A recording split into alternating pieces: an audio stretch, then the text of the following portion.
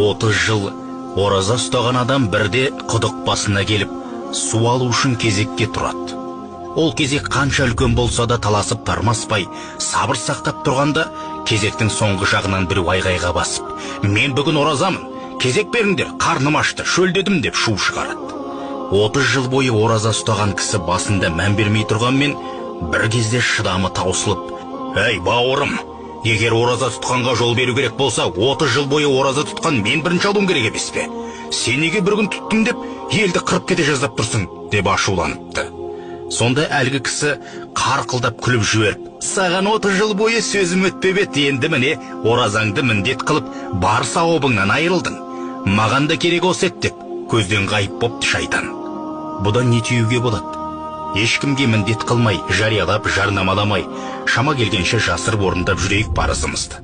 Оразаң қабыл болсын, ұстаған жан.